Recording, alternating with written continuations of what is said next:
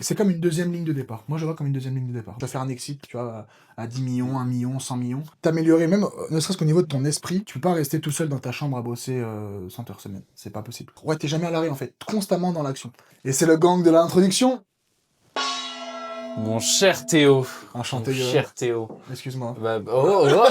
Qu'est-ce qui se passe? Écoute, bienvenue dans ce petit podcast. Écoute, merci. T'es un gars qui aujourd'hui a une agence de créa de contenu, t'as eu plein de business à côté, t'as fait des colloques sur Connect, Ouais, t'as un vrai talent, on va dire, pour la vidéographie en général. on essaye.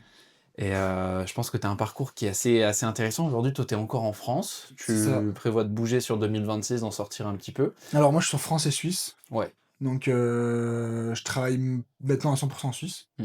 Donc, je vis encore en France. Question budgétaire, forcément, au début.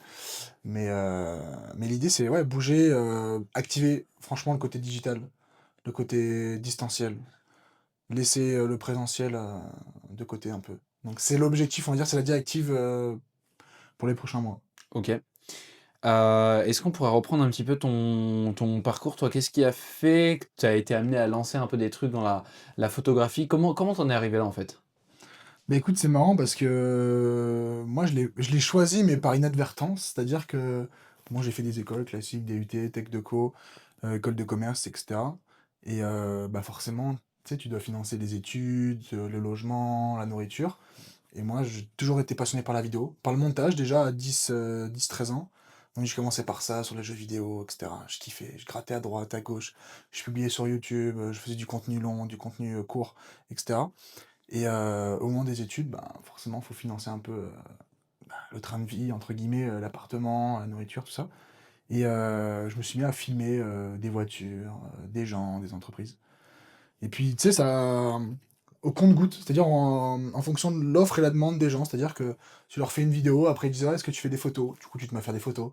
Ok, est-ce que tu fais pour les réseaux sociaux? Du coup, tu te mets plus à filmer dans ce sens-là, mais dans ce sens-là, pour les réseaux sociaux.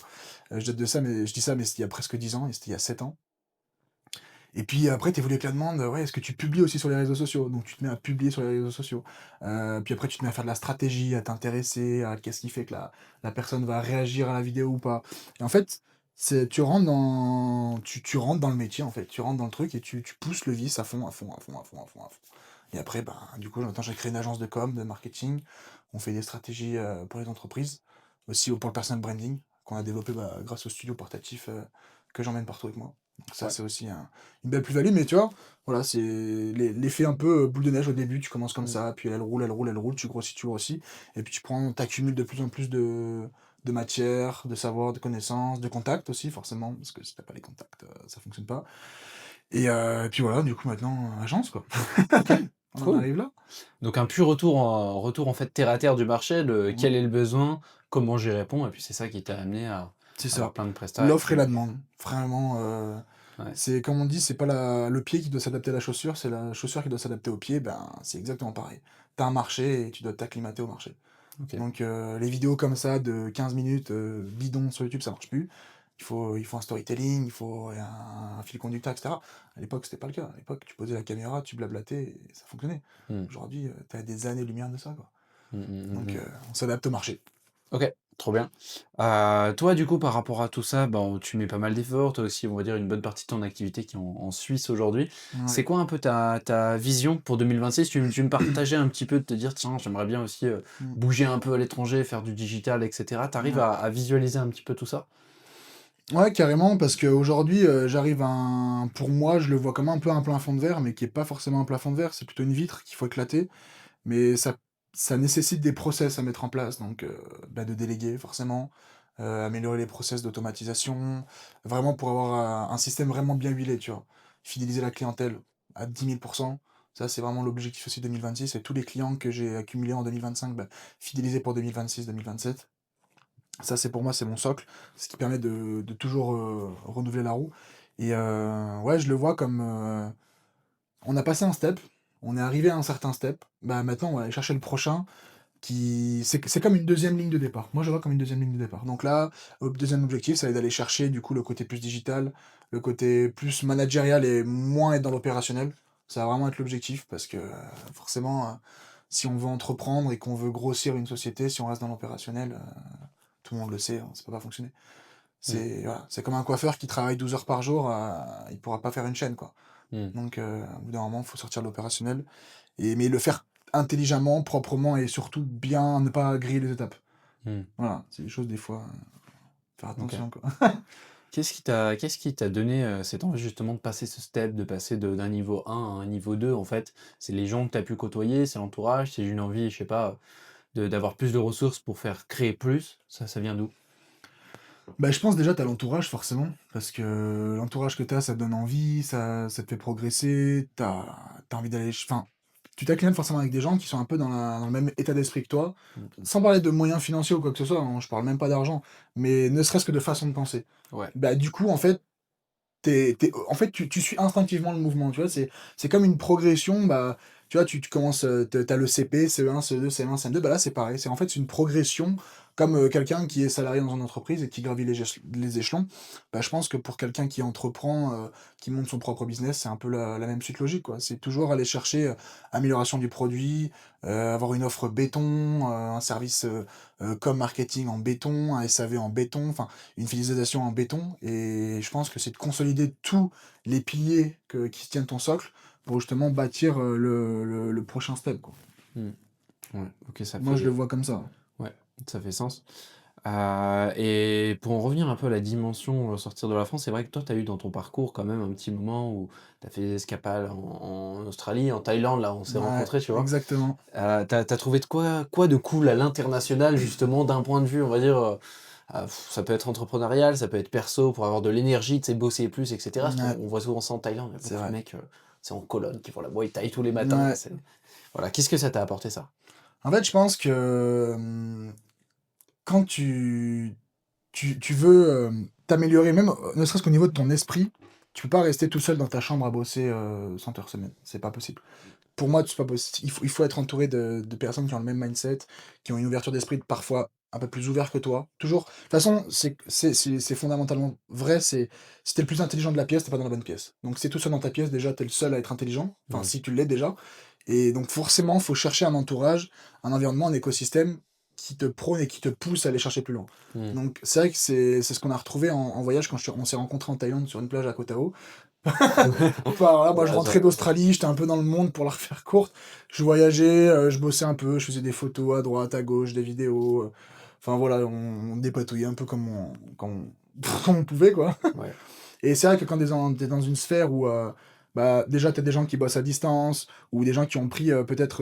Il y en a qui prennent 2 semaines de leur mois pour faire leur télétravail, justement, en, en co-living.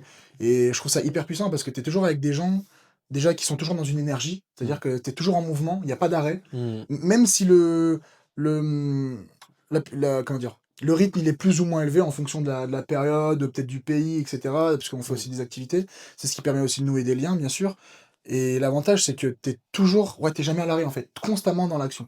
Et t'es drivé dans tous les cas par des gens qui bossent. C'est un truc bête, mais tu te lèves le matin tout seul chez toi, t'as pas envie de bosser, bah tu peux ne pas bosser. Mmh. Là, tu te lèves, t'as une coloc de 8 personnes, t'en as déjà 3 qui sont levés avant toi et qui ont déjà le laptop ouvert. Là, t'as même plus envie de prendre ton petit déj, je crois. Tu dis, mais en fait, je suis une grosse merde, pourquoi j'ai pas ouvert mon PC avant, tu vois. Mmh. Alors après, parce que moi, je culpabilise beaucoup aussi là-dessus. Bon, je pense qu'il y en a plein qui vont se reconnaître là-dessus, mais ouais, tu te lèves, tu te dis, mais attends, mais comment ça? Moi, je me suis levé 30 minutes plus tard que tout le monde, mais attends, mais c'est pas possible. Ouais. Faut que je finisse eux. S'ils ferment l'ordinateur avant moi, je suis une merde en fait. Mmh. Donc, faut aller chercher toujours plus loin, quoi. OK, ouais. Ah, c'est marrant cette envie justement que beaucoup d'entrepreneurs que je côtoie en fait ont, tu vois? De toujours être en croissance, de toujours vouloir faire Ouais. un peu plus et tout et se pousser à construire plus en Ouais, fait. c'est un chemin de vie. Ouais, c'est un choix. Sans même parler d'argent, tu vois, c'est un chemin de vie. Ouais, tu vois? Toujours se battre pour faire un peu plus et tout, C'est ça. c'est assez particulier et tu as vu, tu senti justement une différence? Tu sais, on dit souvent qu'en France, bah, cette envie-là, on va dire qu'elle est un peu plombée par le moral un peu morose et cetera Ouais. et quand on entreprend en France, c'est une des difficultés, hein, outre le reste, c'est surtout les gens. Tu sens une différence entre, entreprendre en France et en Suisse? Alors, ouais, moi et pour moi, le marché, français, et le marché suisse, ça a rien à voir. Ouais. C'est autant il y a du très bon en France, parce que autant, moi, je pense que pour faire en fait, je pense c'est que ça va pas être les mêmes business. Par exemple, tu vas pas avoir le même business, le mec qui est à Dubaï, qui a Ouais. payé moins de taxes, moins d'impôts, que le mec qui va créer sa franchise en France. Parce qu'en France, je sais que on est beaucoup à dire que oui, c'est compliqué, on met des barres dans la roue, les impôts c'est hyper cher, c'est vrai. Mais il faut pas oublier un point, c'est que pour se lancer, la France, c'est quand même un pays extraordinaire. Mmh. C'est le seul pays au monde où tu as le droit de chômage facilement. Il n'y a pas de délai. Ça suffit que tu aies bossé un peu avant, tu as un chômage pour pouvoir directement repartir, pouvoir rebondir. Mmh. Donc voilà, moi je sais ce que j'en parle parce que je l'ai eu. J'ai justement gardé mon chômage parce que je voulais pas l'utiliser en voyage, de une, c'est illégal, et de deux, pour me lancer. Donc bon, j'avais 400 € par mois, voilà, je le dis. Et bah, ne serait-ce que ça m'a payé mes petites assurances, mon petit caddie de course au début, et ça me payait pas le logement et tout. Mais ça m'a permis de me lancer, tu vois. Si j'ai peut-être pas eu ces 400 € par mois, peut-être que, tu vois, ça m'aurait pas aidé. Mmh. Donc, ouais, il y a une vraie différence. La France, pour moi, je le vois pas comme un pays où tu vas te tirer des gros salaires, mais tu vas créer un gros capital et tu vas faire un exit, tu vois, à 10 millions, 1 million, 100 millions. Mais par contre, pour tout ce qui est digital, c'est vrai que la France, c'est très délicat parce que je trouve qu'on n'est pas assez éduqué dessus. La Suisse a l'avantage, je dirais, d'être un peu positionné entre les deux, c'est-à-dire que tu as plutôt un impôt général, que ce soit présentiel ou en physique, mais qui te met pas trop de barres dans les roues. Mais bon, c'est sûr que on est loin de les fiscalités de Mayotte ou Ouais. à Chypre ou où tu veux, tu vois. Mais par contre, pour rebondir sur le marché en Suisse par rapport à la France, c'est que la Suisse, c'est plus un village. C'est-à-dire que en France, on va prendre par exemple l'exemple des États-Unis, tu fais une ads, un peu too much, un peu rentre dedans, ça vend. Mmh. Voilà, c'est les States, c'est comme ça, c'est connu. Tu balances de l'agressivité dans la publicité, ça fonctionne. En France, faut rassurer un peu, faut montrer les avantages, les inconvénients, voilà. En Suisse, ça marchera pas. En tout cas, pas encore. Le marché est pas assez évolué, est pas assez développé, et ça fonctionne encore beaucoup trop en réseau. C'est-à-dire que la Suisse, c'est vraiment, pour moi, ça fait un an que je pratique sur ce marché-là, je le vois vraiment comme l'exemple du marché. C'est-à-dire que tu as un petit village, chacun a sa petite entreprise, enfin, ou ses entreprises, et tu montres tes produits aux personnes qui passent. Tu vois. Mmh. Et la Suisse, c'est très clairement ça, c'est que du réseau. Donc tu peux faire les meilleurs ads, les meilleurs. Le marché est pas assez éduqué en tout cas pour le moment. C'est ce que je dis. Nous on est dans les ads, on est dans les VSL, on fait des funnels de vente, etc. Bon les States ils ont ça depuis des années. En Suisse on est encore à la newsletter. Mmh. Donc on n'est pas au même gap. Mais c'est ce qui est bien parce que c'est ce qui conserve aussi ce côté authentique. Là pour le coup tu mérites vraiment ta clientèle, tu vois. C'est-à-dire que en France, tu peux lancer un infoproduit, tu as un peu de trust, tu as, un peu de gens qui te suivent, tu as 2-3 vidéos bien montées, assez quali, ça peut fonctionner, tu vois. Les gens peuvent prendre confiance à travers les vidéos. En Suisse, si les gens te connaissent pas, toi, qui t'ont pas vu en vrai, il y a très peu de chances qu'ils t'achètent. Ouais. Donc tu vois, c'est pour dire, en fait, pour moi, je pense que chaque pays a son marché. Et c'est vrai que la Suisse, au début, c'est là où j'ai pris des grosses portes parce que je suis arrivé un peu comme le français, voilà, avec les pubs et tout. Alors, il y a des choses qui ont fonctionné, mais pas autant qu'en France ou à l'étranger, tu vois. C'est un monde complètement différent. OK. Donc c'est beaucoup Ça a un son monde en charme. fait de bouche à oreille, de ce que Que tu expliques. du bouche à oreille. Et en fait, peut-être que la clé du succès sur ce genre de marché, c'est juste la durée dans le temps, en fait. Exactement. En fait, en Suisse, tu peux savoir combien tu vas faire dans combien de temps. Mmh. Parce que tu arrives à savoir, en fait, c'est tellement linéaire. Une main t'apporte 3 mains, 3 poignées de main t'apportent 5 poignées de main, et ainsi de suite. Et tu le sais parce que tu le vois. Le seul truc, c'est expert. Donc, c'est-à-dire que quand tu annonces que tu es expert dans quelque chose, faut vraiment l'être. Faut pas te griller les ailes. Donc, c'est le mec qui arrive, qui dit le moi je sais tout faire, il sait rien faire, parce qu'il se fait griller direct. Et à partir du moment où tu es professionnel dans ton domaine et que tu respectes voilà, les délais, la qualité, les clients, que tu as un très bon service client, un très bon suivi, etc., tu es obligé de fonctionner. Ok. Parce que les gens vont te recommander, instinctivement. Ok, ok. C'est un marché, mec, que je connais pas du tout. C'est Ouais, mais c'est marrant, hein. très étrange, ouais. Ouais, et ils ont pas une consommation, on va dire, vachement digitale. Il n'y a pas des agences en Suisse qui fonctionnent très bien, un petit peu comme on l'a en France. Ça arrive, je trouve que ça arrive, moi j'en vois passer, on est encore dans la communication et pas encore dans le marketing, je dirais. Moi la communication, je l'axe vraiment sur la création de contenu, de la vidéo de temps en temps, tu vois le recurring, on n'y est pas encore, quand tu annonces des fois des forfaits, les gens ils vont pas me croire, hein, parce qu'ils disent ouais la Suisse c'est l'argent, les gens ils ont l'argent, et c'est justement là le truc, c'est que vu les gens ils ont l'argent, ils ont les connaissantes, donc s'ils veulent un truc, ils demandent à leurs potes. Donc en fait, la Suisse, il faut être le pote du pote du pote qui connaît le pote du pote pour être recommandé, et c'est comme ça que tu montes.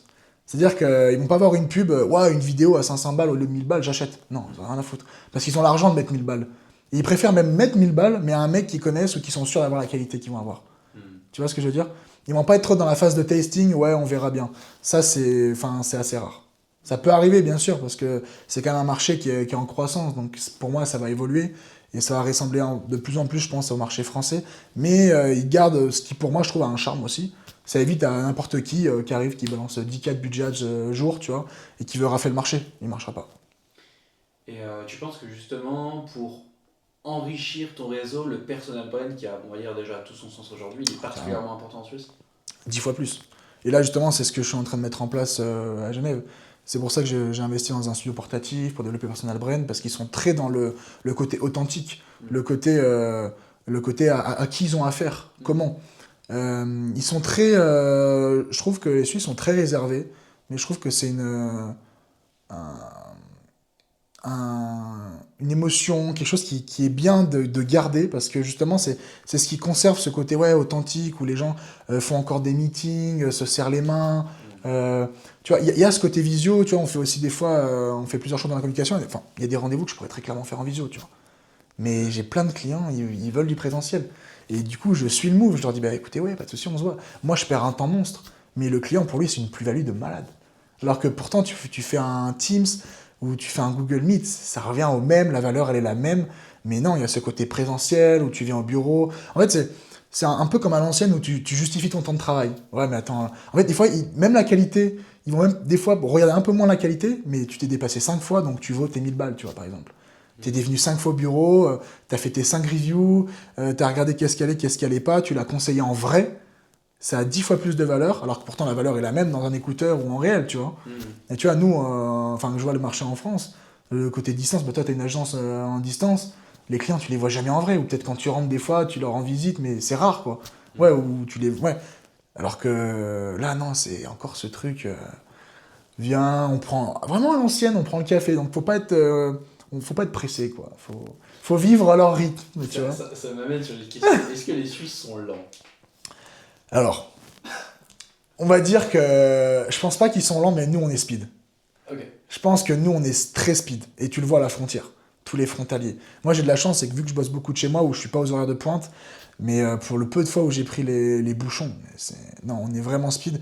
Je dirais que forcément, nous, on trouve qu'ils sont lents, mais quand tu apprends vraiment à connaître leur fonctionnement, j'ai l'impression qu'on parle d'étrangers, mais en vrai, c'en est. Mais c'est impressionnant comme, par exemple, quelqu'un qui est chinois, thaïlandais, il va voir deux personnes et dire que c'est les mêmes. Mais quand tu es français et genevois, ou enfin, par exemple de Genève, parce que moi je suis là-bas, bah, en fait, c'est deux personnes totalement différentes. Deux méthodes de fonctionnement totalement différentes. Des organisations différentes. Mais ouais, ils prennent le temps de faire les choses. Ouais, ça c'est vrai. Donc oui, ce qui amène, c'est vu que nous on est hyper speed, speed, speed, toujours dans l'action, bah ouais, nous on trouve qu'ils sont lents. Mais quand on les comprend, on se dit en fait, ouais, ils ont un style de vie qui est quand même bien. C'est pour ça que d'ailleurs, très peu de Suisses bossent à 100%. Ils Ah bossent ouais. à 40, 70, 80, 90%. Et parce que des fois, il y en a qui cumulent deux jobs ou pour avoir ils sont aussi un peu dans le lifestyle. C'est-à-dire que pourquoi bien gagner sa vie si t'as pas le temps de dépenser ton argent? Ok. Est-ce qu'ils ont un savoir-vivre que les Français n'ont pas? Ah ouais, je pense que la vie en communauté, ils sont beaucoup plus tolérants que nous. Ok. Nous, on est moins tolérants. Ouais. Après, ça dépend avec les Français, ils sont pas tolérants. Ouais, j'entends souvent que Mais ils ont justement. raison, c'est chez eux, hein. Faut pas oublier, Ouais. hein. Mais c'est un truc qui est revenu souvent. J'ai connu quelques entrepreneurs qui travaillaient, on va dire, dans leur jeunesse en Suisse, tu vois, Ouais. et qui parlaient d'une espèce de, entre guillemets, de racisme, le fait que bah, les Français, ils les aimaient pas trop. Ah bah comme tout, ouais, bien sûr. C'est normal, c'est comme chez nous, quand il y a les étrangers, il y en a qui gueulent. Voilà, ça peut se comprendre. Après, chacun a sa façon de penser, on va pas faire de la politique dans la vidéo, mais ouais, dans l'idée, bah... Ouais, c'est surtout qu'en fait, moi, je comprends, et là où je participe à l'économie du pays, c'est que tu as beaucoup de Français. Mm. Moi, genre, je les côtoie pas, mais j'en ai connu. C'est des gens qui, vraiment, ils bossent, ils viennent, ils font 40, 50, 60 heures semaine. Donc, ils font des gros salaires. On parle de 6, 7, 8, 10 000 balles par mois. Ils font ça pendant 2 ans, ils se barrent. Ils vont acheter une maison en France ou ils vont à l'étranger. Alors, Mm. bien leur face. Mais moi, j'ai ce côté aussi où si je viens dans un pays, déjà, je respecte les règles. Il y en a, ils respectent même pas les chiffres, ils respectent pas la façon de penser. Tu vois, ça, c'est pas un téléphone, c'est un attel. Enfin, tu vois, c'est des trucs cons. Mais quand tu vas dans un pays, tu t'acclimates aux règles, aux lois, etc. Et moi, je suis pas d'accord de. Si je viens, ok, je gagne mieux ma vie, mais par contre, je fais marcher l'écosystème. Donc moi, je vais beaucoup au restaurant là-bas, je fais fonctionner aussi l'écosystème là-bas. Tu vois, je pourrais très bien manger une entrecôte à 30 balles à côté, Bah non, on va dans des restaurants voilà, où tu as les frites qui sont cuites dans le gras de bœuf, tu as une viande voilà, qui a été maturée, où il y a eu un travail, machin. Et au moins, tu fais vivre l'économie là-bas. Donc, ouais, t'as plusieurs types de personnalités. Tu vas avoir le frou, ce qu'ils appellent, donc c'est le français frontalier qui vient, qui travaille, qui fait ses heures et qui vient se peine en France. Et voilà, moi, tu vois, je le dis, aujourd'hui, j'habite à la frontière, mais vraiment à la frontière. Et le jour où j'ai la capacité financière de vraiment être à l'aise en Suisse, parce qu'il faut vraiment avoir quand même les reins solides, Mm. bah, je le ferai, tu vois, parce que c'est un pays qui m'a ouvert beaucoup de portes. Donc, je ferai, puis même question aussi d'éthique, tu vois, de légitimité au fait de faire, tu vois. Tu te dis, ben, t'es dans un autre pays, c'est comme si, enfin, je vais pas donner d'exemple, je vais me faire tailler dans la vidéo, mais, mais voilà, on a tous compris, c'est voilà, quand on est étranger, soit on participe à l'économie du pays, soit on participe pas, mais ça va de soi, quoi. Enfin, c'est une question de bon sens pour moi. Peu importe le pays, peu importe qui c'est, quoi. Ok. La Suisse, c'est le pays que tu as préféré parmi tous ceux que tu as fait? Il y en a d'autres qui t'ont beaucoup plu. Alors, j'ai pas une préférence. En termes de style de vie, j'aime beaucoup la Suisse, parce que ça regroupe tout ce que j'aime. Il y a le lac pour se baigner, il y a la montagne pour skier, t'as l'aéroport pour bouger. Donc, désolé les écolos, mais voilà, des fois, de temps en temps, quand on veut partir en voyage et qu'on s'accepte un petit billet d'avion, ben, on est content d'avoir un aéroport international à 15 minutes. Qui plus est, le parking est gratuit en scooter, donc c'est un plus. Il n'y a pas de petites économies. Non, mais voilà, moi j'aime beaucoup Genève. Après, ça dépend pour quoi faire. Tu vois, la Thaïlande, moi je trouve ça exceptionnel pour faire ce que tu fais, pour développer du réseau, être dans un bon mood pour travailler, pour connecter, pour faire des activités. J'aime beaucoup l'Australie pour voyager. J'aime beaucoup l'Indonésie pour faire des petits trips, on va en bateau. Enfin, en fait, je pense que chaque pays a un peu tes attentes. Donc, c'est pour ça que le côté digital, je reviens dessus et que je trouve que c'est important de le développer, en tout cas pour ma part. C'est que, tu vois, j'aurai toujours ce pied-à-terre en Suisse où ce sera mon lien avec le travail, avec ma vie long terme, entre guillemets. Mais garder ce côté aussi où bah, te rejoindre dans les co-living par la suite, bah, voir bah, tous les gens qu'on a connectés, parce que forcément on a rencontré un tas de monde encore là ces derniers jours, durant l'événement. En fait, tu as constamment cette vision où tu veux découvrir ce qui se passe aussi ailleurs, et c'est ce qui aussi, mine de rien, inconsciemment, mais te fait glow up psychologiquement et même dans ton mindset, parce que tu vas avoir des façons de faire à l'étranger que toi, t'as pas appliqué dans ton business. Enfin, bon, ça c'est aussi le but de la coque, mais c'est un tout où je pense que moi, je vois un peu Genève comme mon pied-à-terre et le reste comme une base de travail où continuellement, toute l'année, tu voyages, tu bouges, tu fais d'autres choses, tu vois. Tu restes pas planté les pieds dans le même sabot, tu vois. Tu open. Et je pense que c'est aussi une richesse, tu vois, de pouvoir s'offrir ça.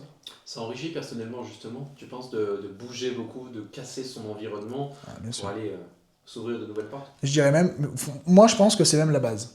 Ouais. C'est-à-dire que, en fait, même quelqu'un aujourd'hui qui a pas de business, de directement s'ouvrir l'esprit. Parce qu'en fait, quelqu'un qui a un business, il va se dire ouais, il faut que je trouve le produit parfait, il faut que je trouve le service parfait, il faut que je trouve le bon matériel. Alors qu'en fait, avant tout ça, il y a des millions d'étapes, mais que les gens voient pas. Et de discuter avec des gens qui sont déjà dans le truc, le mec, il va faire ne serait-ce qu'une semaine, 10 jours, il va casser tous ses plafonds de verre, ou peut-être la moitié. Il va se dire, ok, mais en fait, je suis à des années-lumière. Tu vois, je discutais l'autre jour avec Edgar, on parlait de e-commerce, machin, etc. Parce que je connais quelqu'un qui veut s'y mettre, enfin, on a discuté, il me dit, mais non, mais ça, c'est l'étape 102. Commence par l'étape 1. Enfin, il parlait, moi, c'est pas pour moi, mais en gros à la personne. Je dis, mais oui, parce que quelqu'un qui veut se lancer, on est toujours dans, ouais, mais comment je vais faire la compta, machin. Mais non, mais on s'en fout de la compta, tu sais. Ouais, mais sur quoi je vais faire mes factures? Mais on s'en fout, tu les fais à la main, tes factures. Mais oui, c'est les dernières étapes, tu vois. Il y a 1000 étapes avant sur des études de marché, plein de trucs. Qu'est-ce que t'aimes faire? Qu'est-ce que t'es capable de faire gratuitement? Tu vois, ça, c'est la première question. Moi, j'ai un jeune, j'étais en séminaire l'autre jour à Méribel. Il y avait un mec de 17 ans. Il était venu, il avait payé, je crois, 60 balles la journée, juste pour faire même pas la journée, la demi-journée, pour faire le meeting. Il a posé des questions à tout le monde, il est venu avec son carnet, avec son téléphone, il a pris des contacts. Il a 17 ans, le mec, il a dit, écoute, moi j'ai pas de business, je sais faire des choses, mais j'ai envie d'apprendre. Tout ce que je veux, c'est faire des choses que j'aime.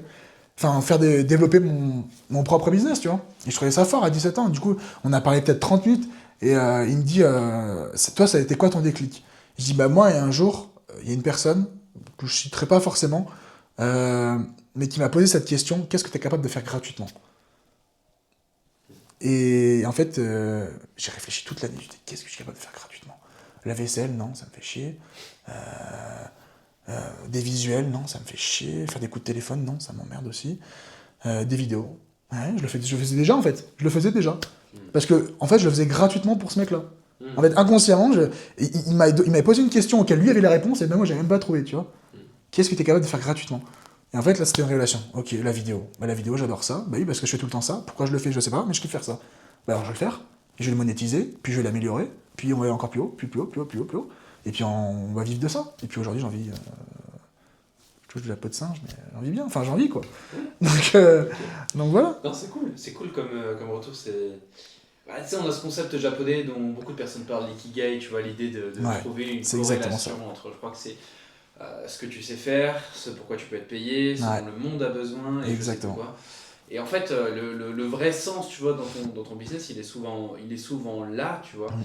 Et si tu arrives à trouver ce compromis entre kiffer et travailler, c'est un peu la devise de Mais c'est Connect, tu exactement vois, ça. mais t'es plus accompli, en fait. Puis t'as plus de barrières sur ton business, parce qu'en fait, c'est très facile sur un truc, comme tu le dis, Mm, sur mm. lequel tu peux travailler gratuitement, de passer de 10 à 50, de passer de 50 à 100, et ainsi de Bien suite. sûr. Parce que, en fait, même là, et c'est là où toi, tu as une bonne devise sur ton business, c'est que c'est pas du travail, c'est du kiff. C'est-à-dire que moi, je me dis pas le matin, putain, je vais bosser. Alors oui, t'as des jours où t'as moins envie que d'autres. Et je veux dire, c'est pas du travail. Genre moi, j'adore faire ce que je fais, j'adore avoir de la relation avec mes clients, aussi gérer des, je vais pas dire des problèmes, mais des challenges. T'es toujours ouais, en recherche d'amélioration de tout, quoi.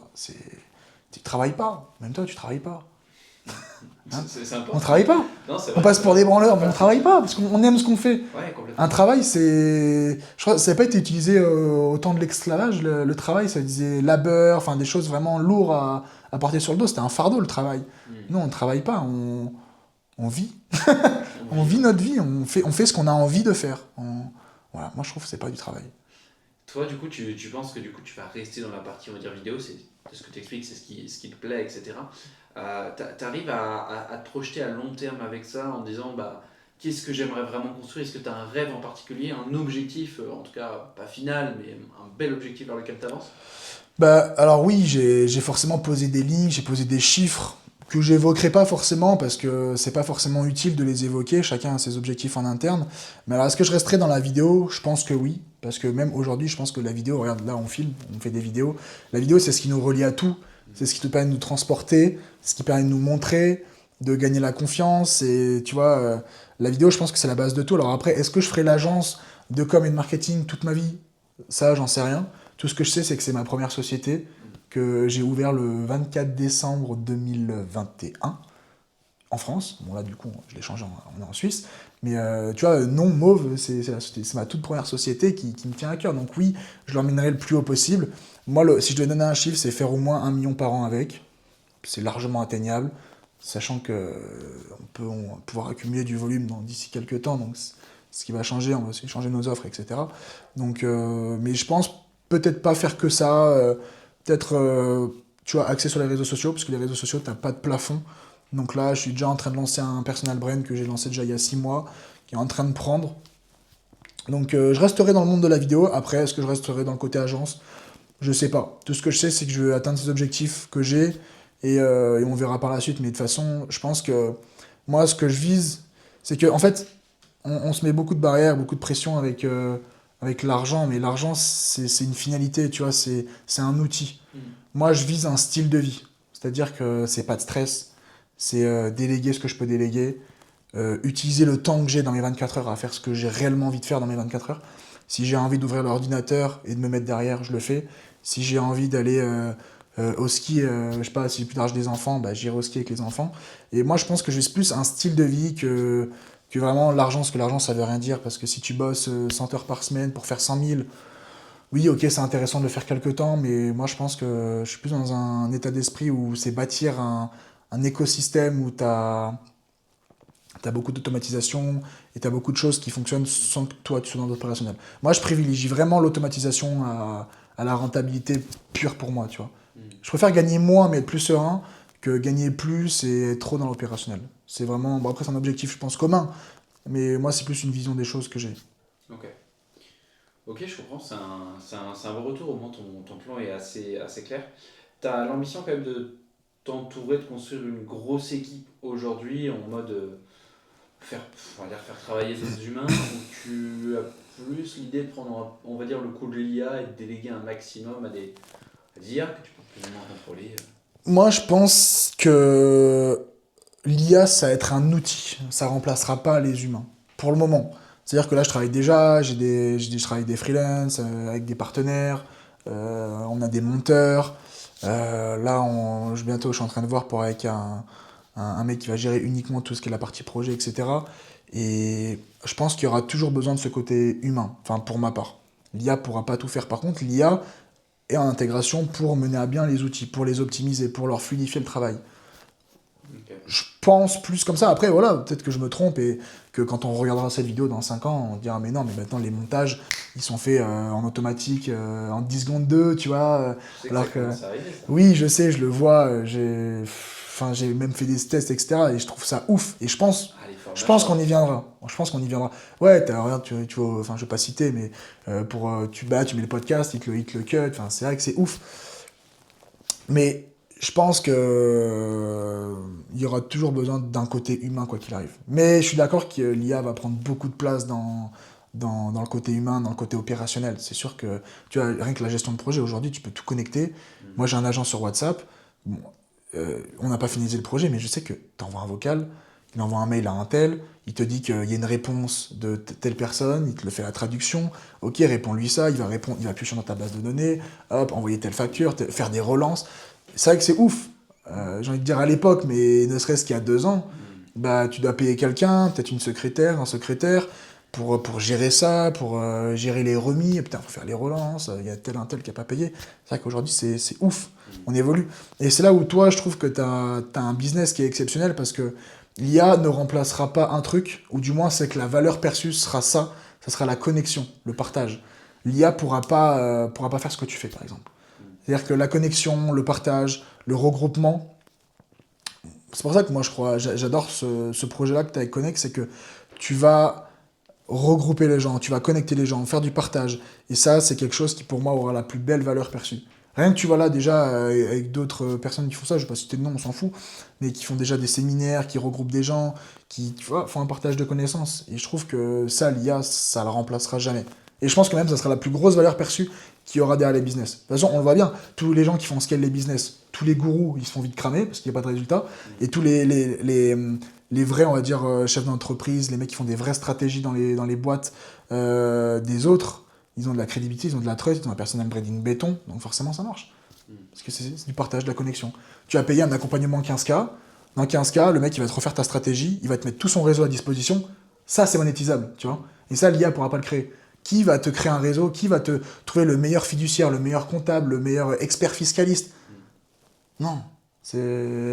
Alors peut-être qu'il y aura des plateformes d'exchange plus tard, mais bon, pour moi, ce sera la vraie valeur perçue. Ce qui sera vraiment monétisable. Toi, demain, on vient te voir, on dit, ouais, Johan, moi, je cherche un closer. Toi, tu vas dire, bah attends, j'en ai eu un sur la colloque de la Tunisie, un sur la colloque de l'Espagne. Lui, il est bon en infoproduits, lui, il est bon en e-commerce, lui, il est bon, tu vois. Et je pense que c'est une des plus belles valeurs qu'on pourra apporter par la suite, tu vois. En fait, je te rejoins un petit peu, et je pense que je rejoins le mindset suisse. À un niveau d'avancement dans le business, on passe Ouais. que par du bouche-oreille. En Ouais, mais réalité, vraiment. tu veux faire quelque chose, tu veux accomplir un projet, tu passes une poignée de main. En réalité, une poignée de Exactement, main, c'est ça ça. apporte tout. Ça peut être pour n'importe quoi. Si tu connais, je sais pas, tu veux lancer une agence de com en Ouais, vidéo et tu veux trouver des clients. ouais, En fait, tu connais un gars, il a ouvert une franchise, il a 15, 20, 50, 100 établissements. ouais, Tu fais une poignée de main, puis ça ouais. y est, t'as pris ton contrat, tu fais un 50 kamov, c'est réglé, Mais tu vois. exactement, c'est Et en exactement fait, ça. on est souvent à quelques contacts de résoudre tous nos problèmes et Ouais, nos envies ou nos rêves les plus fous, tu vois. Et tu il aimes. faut juste les avoir en fait dans notre téléphone. J'ai vu une vidéo une fois d'un mec qui partageait un truc super intéressant. Il disait, il parlait tu vois, du concept de mise en relation. Il disait, bah, moi, pour avoir dans mon téléphone des contacts comme j'ai, que je peux appeler maintenant pour leur demander n'importe quoi, ça m'a Ouais, pris 20 ans, tu vois. ouais, exactement. Et en fait, le meilleur des investissements, certes, il est sur toi, mais il est aussi, je pense, énormément sur ton réseau, sur les personnes que tu fréquentes, C'est énorme. avec qui tu peux passer du temps, qui t'ouvrent tes portes. Et en fait, si tu es capable d'avoir dans ton réseau des relations assez fortes avec des gens pour avoir accès à leur réseau à eux. Mhm. Mais en fait, c'est une espèce ouais, de galaxie de trucs, Ouais. de personnes. Tu C'est gravites dans un environnement où tu as accès à tout. Tout c'est ce un dont tu as besoin. cerveau avec tous les neurones qui vient se connecter et se greffer. Ouais, complètement. Je pense que c'est exactement ce que tu dis, c'est la chose peut-être l'une des plus longues et peut-être compliquée à mettre en place, parce que ça demande du temps, Mm, ça demande de la crédibilité, de la trust, parce que personne va te faire confiance s'il n'a pas confiance en toi. mm, Comment il peut te recommander s'il te connaît pas? mm. Donc forcément, de rencontrer les gens, ça prend du temps. Sauf que quand tu gravis tout ça, bah après, tu as besoin d'un truc, c'est mortel, quoi. Ouais. Ok, bah tiens, j'ai ça, bam, tu connectes avec ça. Et ça, c'est ce que les gens vont payer. Je pense que c'est même, je pense que c'est ta vision. Je sais pas si t'en parles un peu, mais comment toi, est-ce que tu vas connecter? Est-ce que les gens vont vraiment venir pour le côté luxe, villa, maison, ou par la suite peut-être plus pour le côté ah mais attends, il y a ça, il y a telle personne, faut que je discute avec lui parce que c'est sûr qu'il va. Tu sais, c'est donnant-donnant. Tu donnes, tu reçois, tu dis bah ok, bah peut-être que lui va m'apporter sur autre chose, tu vois, que moi j'ai pas et que je bloque. Toi, tu le vois comment?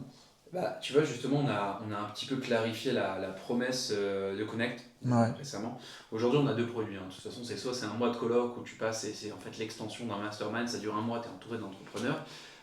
Soit tu as, on va dire, un format d'une semaine où tu vas faire un truc en particulier. Ça peut être ce qu'on a fait ouais, récemment excellent. avec les supercars, ça peut être à Canton pour des e-commerçants, ça peut être l'été pour du networking, tu vois, à Saint-Tropez, à Cannes, n'importe. Et en fait, en réalité, ces deux formats, on les a juste redonnés en expérience. Pourquoi? Ouais, Parce que bah, ce qu'on reconnaît, c'est pas des maisons, c'est cool les maisons. ouais. On les kiffe. C'est Qu'est-ce qu'on kiffe notre c'est un vie? plus. Mais c'est un plus. La réalité, la plus-value, elle est pas là. Et en fait, en général, moi, tu vois, quand j'ai des personnes en appel qui hésitent à rejoindre et tout, et qui comprennent pas qu'ils viennent là pour des gens, mais c'est que c'est pas les bonnes personnes. En fait, Ouais. je pense que il faut vraiment avoir ce truc de se dire, je viens pour donner aux autres, Mm. et en fait, en donnant naturellement, je vais Ouais, recevoir bien sûr. des contacts, des réseaux, de l'énergie, Même fois des 1000. potes, des sourires, Ouais. peu importe. Tu donnes, tu reçois. C'est aussi simple que ça, la vie, tu vois. Et du coup, la clarification aujourd'hui de Connect, c'est ça. Après, il y a quand même l'ambition de l'avenir de se dire, bah, le monde est grand. On a quand même la chance de pouvoir y voguer, voir dans plein d'environnements. On a besoin d'être entouré, donc la promesse Bien finale, sûr. toi tu la connais, hein, faut imaginer comme un abonnement. Tu as accès à plein de maisons partout autour du monde, tu peux C'est tourner ça. tous les mois dans des villas de fous avec des gens exceptionnels, tu arrives, tu as tout qui est équipé pour travailler, parce que quand tu bouges un petit peu, c'est une des problématiques. Mm. Tu en as beaucoup qui bougent pas pour des problèmes de ouais, vas-y, j'ai pas mon setup avec un ordinateur, tu sais optimiser, t'en as vraiment, ils ont ce Ouais. besoin-là pour bosser Ouais. aujourd'hui, tu vois. Ils n'ont pas l'environnement parfait, etc. Puis la vision vers laquelle on tend à aller, c'est justement ça. C'est avoir plein de house autour du monde, connectant house, C'est c'est ça. là, et de pouvoir les faire tourner, tout simplement.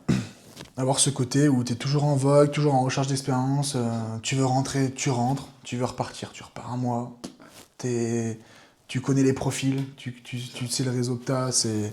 Moi c'est ce que je trouve fou personnellement parce que, ouais, comme tu dis, c'est une valeur qui est exceptionnelle. C'est pour ça que moi, en plus, je suis quelqu'un de très introverti, tu vois, pour ma part. J'ai du mal à aller voir les gens à la base, tu vois. Alors quand les gens me voient, ils me disent, mais n'importe quoi, tu peux nous prendre la parole et tout. Je dis, ouais, mais ça m'a pris des années avant de faire ça, tu vois. Et au final, la richesse, elle est là, tu vois. Là, on a fait un event sur 2 jours, on est tous ensemble. C'est des personnes que j'ai vues il y a un an, d'autres il y a 6 mois.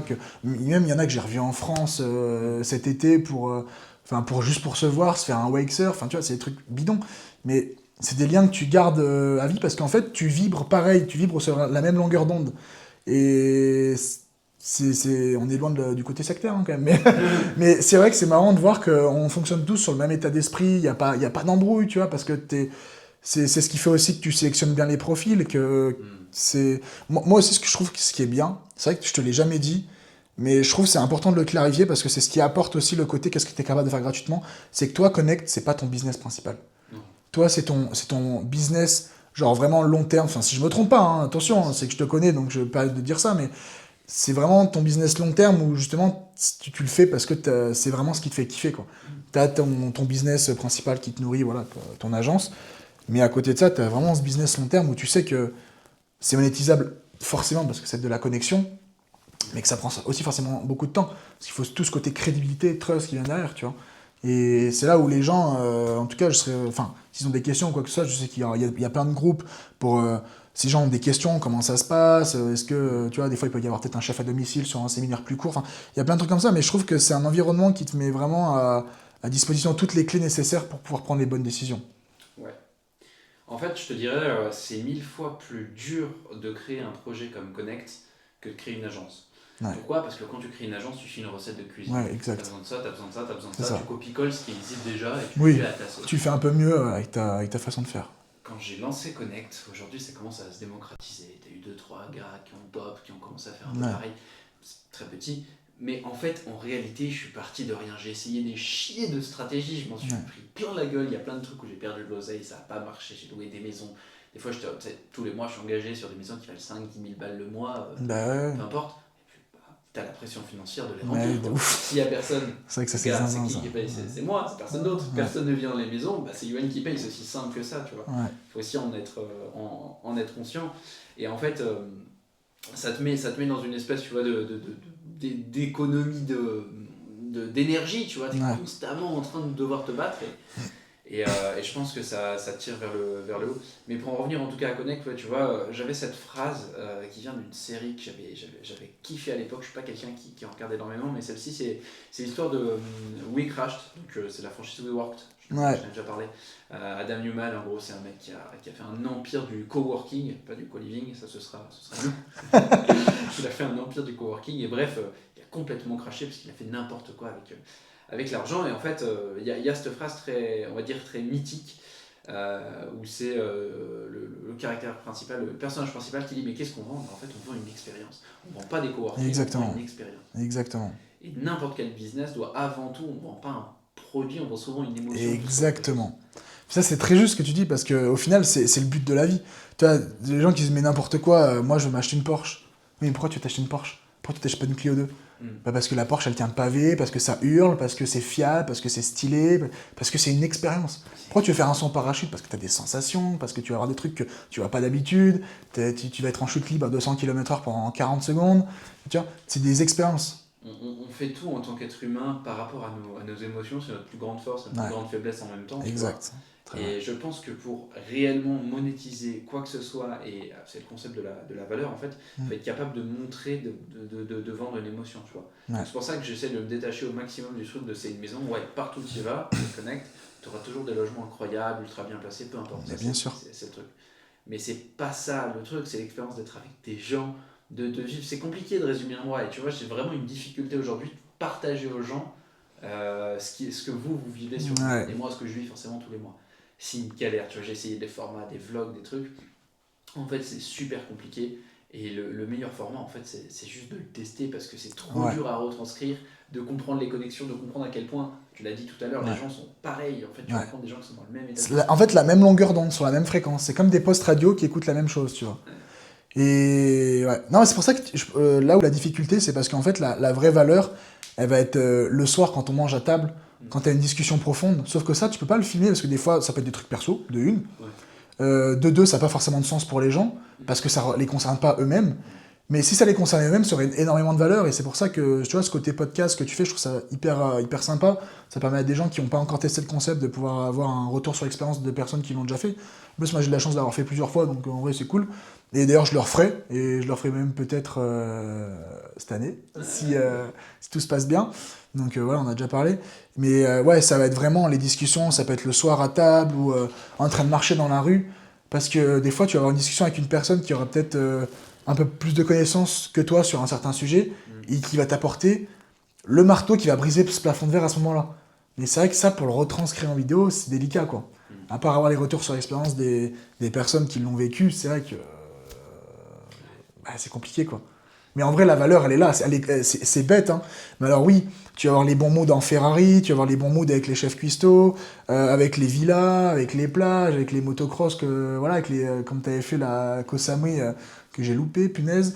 Mais voilà, là, c'est des expériences. Parce que si tu fais pas ça, bon, en même temps, les gens vont pas se mettre dans l'ambiance d'être dans ce côté amical. C'est ce qui va leur permettre de leur renforcer la connexion, renforcer la crédibilité, l'authenticité, tout ça, quoi. Donc c'est un cheminement, quoi. Ouais, C'est donc incroyable. le mot de la fin, c'est de toute façon, faut tester, Ouais, faut en tout cas prendre, je pense, ce billet pour aller dans un autre pays, même. C'est mieux de partir avec des gens, mais même partir tout ouais, seul, ne serait-ce que pour toi, pour tout ce que tu viens de décrire, tu vois, tout ce qu'il y a à voir, à faire, à ouais, tester, à apprendre, à comprendre, ouais, et 1000 fois mieux, fais-le avec des gens qui sont dans le même état d'esprit que toi. Je pense que ce sera x10 sur les émotions, x10 sur les apprentissages, x10 Ouais. sur les souvenirs. De toute façon, c'est simple. C'est que avant de. Même si tu as déjà un business ou que tu n'en as pas, ou que tu sais pas où tu en es, ou si tu veux te former, je pense que se former sur soi, c'est la première chose. C'est le plus important. Et je trouve que ces expériences passent par là. Parce que, regarde, si je résume, moi, quand je suis rentré en voyage, en vrai, je ne veux pas dire que Connect m'a tout donné, parce que voilà. Mais je veux dire, ça m'a donné une vision des choses pour rentrer en France. Parce que en gros, pour faire la petite anecdote, j'étais en voyage depuis plus d'un an autour du monde. Voilà, j'ai baroudé, j'étais vraiment en mode vraiment l'aumônie, tu vois. Ouais. Donc j'étais en mode vraiment voyage et tout. Et on s'est rencontré avec Johan. Et moi, je l'ai rencontré à travers les réseaux, sur Insta. Je l'ai contacté, je suis passé en Thaïlande, je l'ai vu, j'ai testé l'expérience. Et ça m'a donné une vision pour rentrer. Et boum, je suis rentré. Et franchement, je vais pas dire j'ai déjà créé les offres et tout, mais je suis rentré avec une vision des choses. Bah déjà, quand j'étais en voyage, je me dis, ouais, faire 5000 balles par mois, déjà, c'est une somme. Ouais, d'accord, 5000 balles par mois, tu payes tes charges, tes salariés, et après il te reste zéro, quoi, tu vois. Enfin, tes salariés ou tes prestataires de service, enfin bref. Et donc je trouve que la vision est exceptionnelle. Et d'ailleurs, j'ai une question pour tourner là-dessus, parce que moi, j'ai des gens qui m'ont parlé de toi, c'est vrai qu'on n'en a pas discuté ces derniers jours, mais qui m'ont parlé de la vision que tu avais, etc., du fait que bah, voilà, c'est à l'étranger, etc. Est-ce que tu prévois des choses en France? En long terme, en court terme? C'est vrai que je t'ai pas posé la question, et du coup, je vais me permettre de poser la question ici pour avoir la réponse. En fait, ouais, c'est pas interdit que je prévoie quelque chose en France. J'ai plein d'arguments, je t'en parlerai en off après, mais pour teaser un peu la promesse sur ce Ok, podcast, on va faire très simple. J'aurai la possibilité d'offrir à des gens, à des prix complètement hallucinants, des logements de malades, imagine un château complètement rénové, dans lequel tu pourrais venir, installer ta société et n'avoir aucun impôt sur les sociétés. ok, Alors tu vas me dire comment tu arrives à apporter logement de luxe dans un château rénové et zéro impôt sur les sociétés, c'est toute une construction, mais en fait en réalité aujourd'hui si tu veux on a des endroits qui sont assez exceptionnels, par exemple autour de Genève il y a plein ouais, de campagnes, c'est super. Il n'y a aucun entrepreneur là-bas et en tout cas le gouvernement pousse énormément à ce qu'il y ait des entrepreneurs qui s'y installent. ok, Et donc le fait de réussir à faire en sorte que des gens pourraient vivre là-bas, bah, là il y a une promesse à créer, là il y a quelque chose à créer en France et j'y vois un intérêt.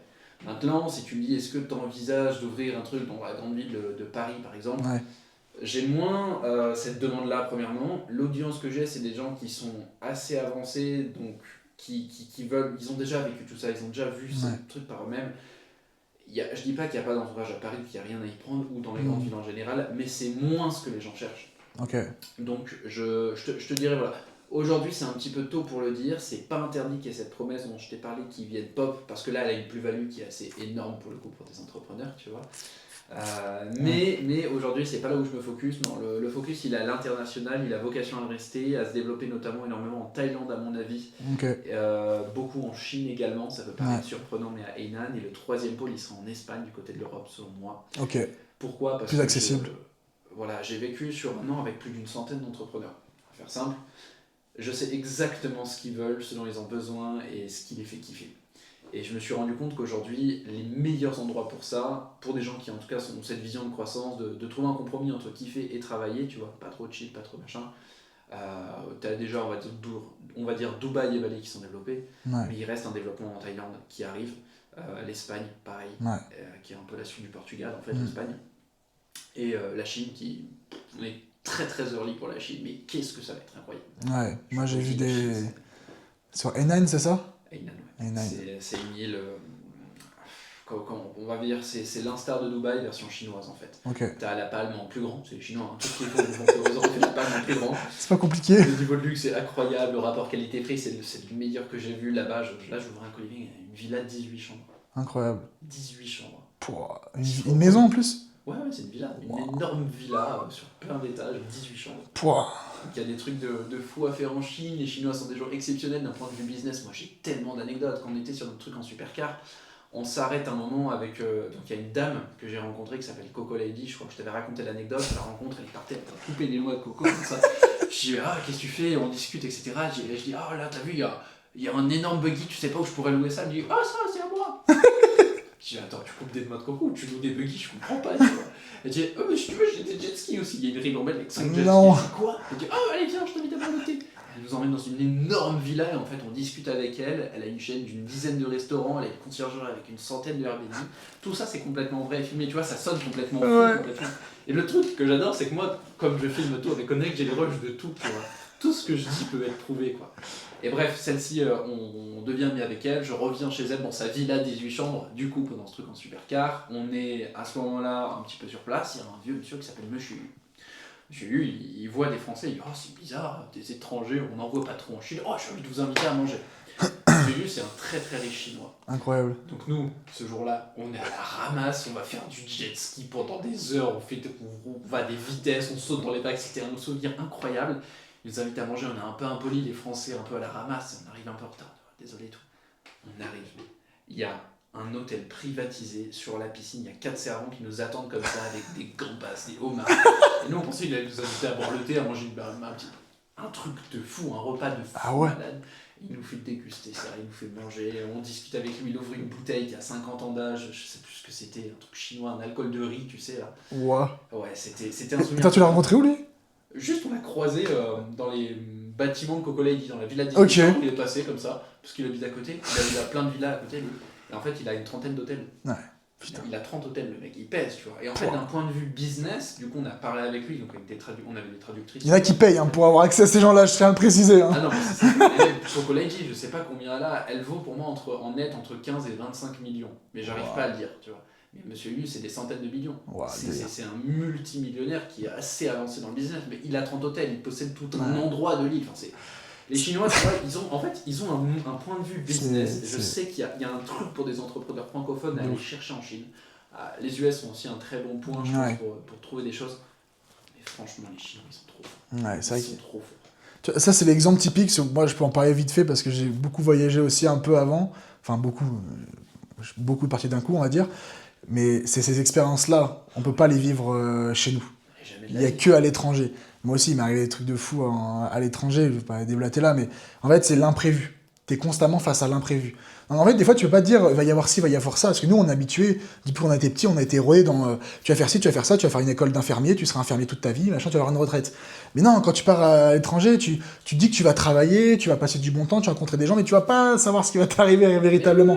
Tu sais pas si tu vas faire de la voiture sympa, tu peux pas savoir si tu vas faire une randonnée sympa, si tu vas manger avec un mec qui a 10 buildings dans la ville, si tu vas rencontrer une dame qui a une agence. Et ça, c'est ce que je trouve ouf. Et c'est aussi une très belle plus-value, c'est aussi le côté un peu aventure.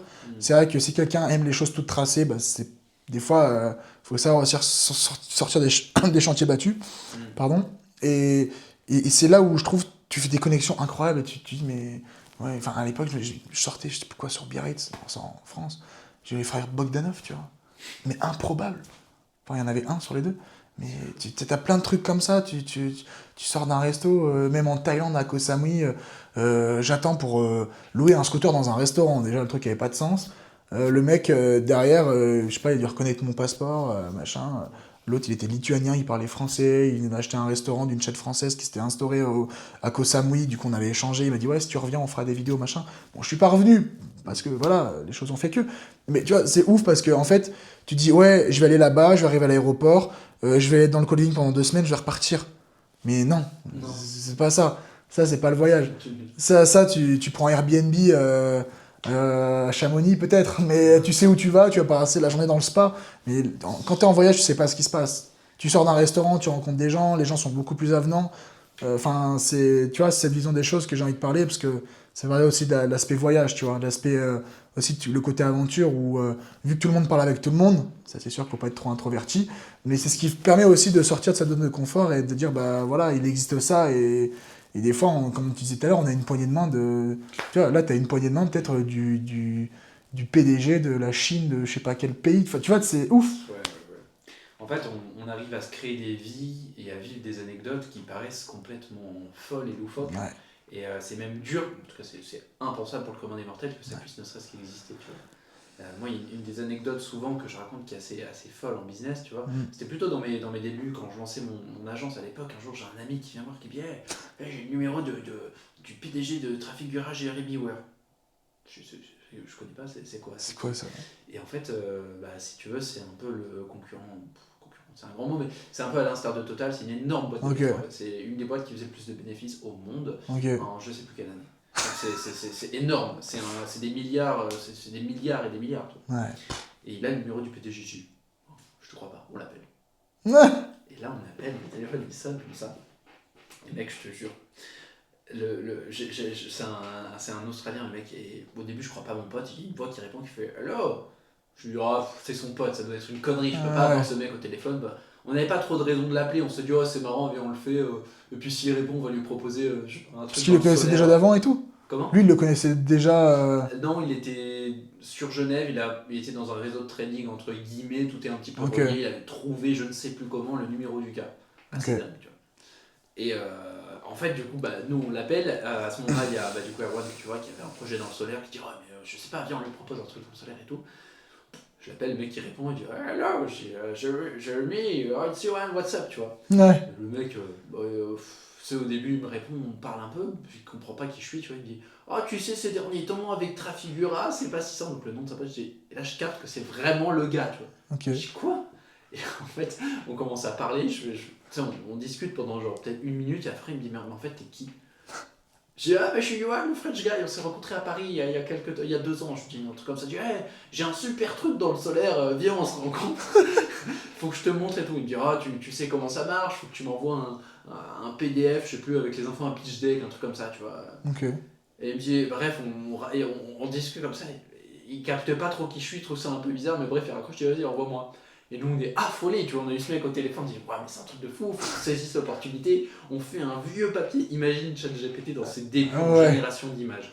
On fout des panneaux solaires sur les toits de Paris en génération d'images, ça ressemble à rien, c'est complètement moche, on fait un PDF de 5 pages avec genre 3 mots dessus, et on envoie ça au PDG d'une des boîtes qui fait le plus de bénéfices au monde. Et le mec il a littéralement répondu There is very little bit information, il y a très peu d'informations, point, c'est tout. Il nous a jamais recontacté, on n'a jamais réussi à le rappeler. Putain, ouais, il aurait fallu faire vraiment un dossier béton, quoi. Non, on n'avait aucune chance. Ouais. C'était un merdeux, tu connais pas ce monde-là, Ouais. tu connais pas les codes et tout. Mais c'est juste, tu vois, l'audace de se dire, en fait, par un coup de téléphone, par vouloir, je sais pas, sortir de chez toi, en fait, avec de l'audace, tu peux vivre des anecdotes complètement. Avec du cran.